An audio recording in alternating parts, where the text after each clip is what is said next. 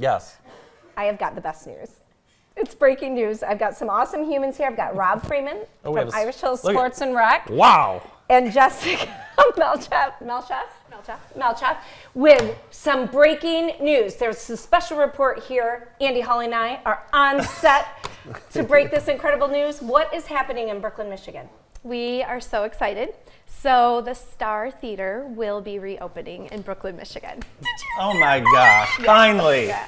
It's going to be I amazing. think Jennifer's excited. The rest of the community is excited as well. No, we have heard from a lot of the community already, and they're thrilled. Yeah. It's been really encouraging because this is definitely a community-driven project, and we're so excited just to see the response. Rob, how'd this come about? Well, we were searching for ways how we could be impactful in the community, have that involvement, and just keep people excited about the downtown. How could it be a draw? And things just kept coming about our way, and we ended up coming about the Star. And the previous owner, Josh, he was just so thankful for our vision to bring back family-friendly entertainment with movies, plays, dramas, things like that, improv comedy. So that's kind of how it started, and we looked at the opportunity and we kind of ran with it. Yeah. So is that the vision, a community theater, a community space? Do you see weddings, private events, things like that? Oh, absolutely. The whole thing. Yeah. Absolutely. We want to, when I say community-driven project, we really mean it. We want people to be excited about this. We want them to come and utilize the space. Churches, private events, corporate events, groups, musicals, comedians, anybody and everybody. Like, it's going to be awesome. So. But at its heart, and I know the big question is that it will return to its function as a movie theater for people to come in and enjoy. So you guys have officially purchased it. We have. And that's just the beginning. That is just the beginning. I spent some time with Rob on Saturday. I may have relived my first kiss. At the theater? My first kiss was well, at not the with Star me. Theater. No, not with Rob. Did I tell you what was the movie? The Birds. I do know what the movie is, but no, I mean, who cares what the movie was? But anyway, but looking at it, I got really excited, but also reality hit a little bit, that there is a lot of work yet to do. And how in the world are we going to get this where it needs to be? Yeah. Absolutely. It's a great question. So one thing I want to add into this is a separate 501c3 has been started called Irish Hill Sports and Recreation. Okay. And that's really the purchaser of the Star Theater. That's who's kind of taking on this project and the renovation. So it was opened in 1937. So our initial goal is $1,937,000. Okay. We kind of harkened back to the history because we want to do that throughout the project, right? And so 1 million of that will hopefully go towards the renovation project. We're actively seeking funds for that as we start to kind of unveil here. And then we're going to set up a separate endowment account as well, so that. And that'll be the 937,000 will be endowment to taking a look make at some sure photos. things continue. Yeah. Of course, everyone who's driven through Brooklyn kind of glances over to see that Star Theater. Isn't that cool? Yeah. We actually, so there's Jennifer, there's an antique store down the road, and they have some pretty cool pictures of even further back than this. It looks like black and white photos of the Star. That was an active movie theater when you were in high school? Yeah. Really? Isn't that something? So 1986, Quigley Down Under was played as the very last movie. We probably won't open up with that movie. We might pick something a little more fun and enticing. But that was the last movie. What was life like when this first opened? Was it crowded downtown?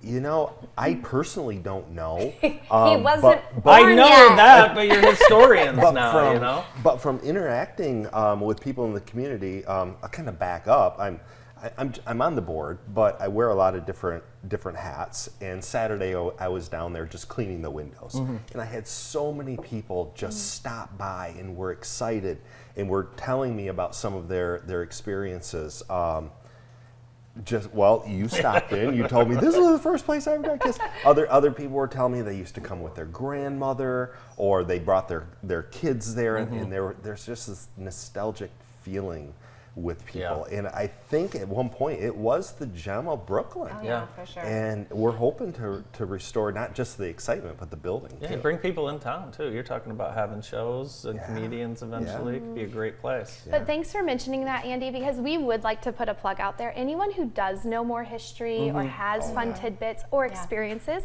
like their first kiss, we would love to hear it. So that would be awesome. Do you have a timeline, or is it too early to even talk timeline yet? Probably a little early on a definitive timeline. Yeah. Do we have a goal? If it was up to us tomorrow, but I mean, it's probably not realistic. So I will tell you, the first event we're hoping to have in any capacity is the day after Thanksgiving. Brooklyn has their downtown holiday parade. Oh, nice. And we hope to be in the lobby, kind of handing out some things and inviting the community in. Nice. So that's just a little small thing. But I would say in the next year to year and a half, we would hope that we would be kind of fully functioning. Tell us about the space a little bit. What's behind the marquee?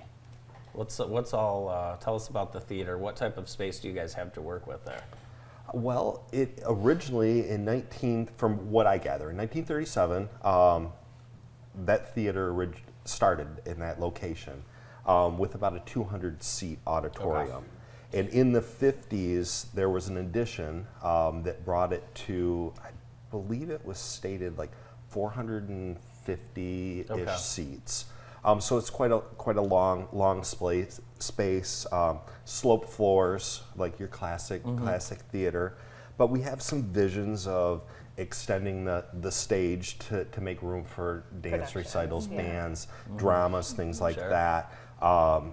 Renovating some of the floor space to be able to put some tables in, maybe to do some dinner theater, wedding venues, things like that. So we have a lot of these visions, but it's going to take a lot of work, and it's going to take a lot of involvement. If there's tradesmen that would be willing to be involved, or people that would just like to be financially involved with the whole campaign, that would be great. And the website is up and running, and it's restorethestar.com. And there's a lot of cool some pictures and history and things like that in there. And like the whole scope of the work is outlined in that, from the HVAC, the sound. Yeah, the audiovisual stuff is gonna be because there'll be like it was explained to me, the sound system for a live concert is going to be a totally different sound system than the theater experience. So there's going to be a lot of heads coming together to make the project the best it could be. We do have an architect coming in a couple weeks to kind of evaluate the entire space and see how we could use it most efficiently, but still keep that classic feel. Well, we're blessed to be in a community that seems to really rally behind causes just like this. So everybody needs to go check out restorethestar.com.